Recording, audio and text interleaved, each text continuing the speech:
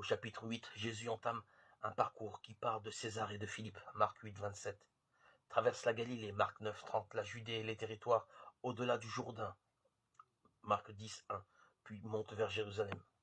Mais derrière ce déplacement physique se profile un itinéraire d'une toute autre nature. Jésus est sur le chemin. Lui et ses disciples font route. Ils sont sur le chemin, Marc 10, 32.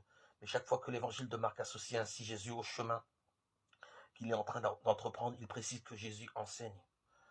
Plus, comme il l'a fait à Capharnaüm, au bord de la mer, ainsi dans la mer, ou à Nazareth, mais en clair, Marc 8, 32.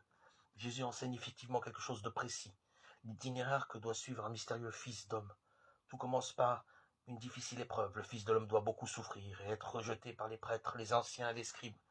Cette épreuve fait vivre une rupture qui introduit dans le domaine de la mort. Le Fils de l'homme doit beaucoup souffrir et être rejeté par les prêtres, les anciens et les scribes, et être tué. Mais l'itinéraire ne conduit pas à la mort. Ce qui le constitue comme chemin, c'est l'obligation de passer par la mort. Le Fils de l'homme doit beaucoup souffrir et être rejeté par les prêtres, les anciens et les scribes, et être tué, et après 3 jours se lever. Marc 8, 31.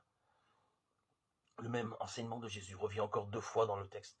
Là aussi, l'itinéraire commence par une épreuve. Le Fils de l'homme est livré à des mains d'hommes. Marc 9, 31. Mais toutes sortes de brimades, d'injures et de mutilations détaillent maintenant la rupture qui fait entrer dans le domaine de la mort. Le Fils de l'homme sera livré aux grands prêtres et aux scribes. Ils le condamneront à mort, ils le livreront aux païens, ils le bafoueront, cracheront sur lui, le fouetteront, le tueront. Marc 10, 33, 34. La dynamique de l'itinéraire reste toutefois la même. La mort est posée comme point de passage. Elle est placée au nœud d'une traversée. Ils le tueront. Et tué après 3 jours, il se lèvera.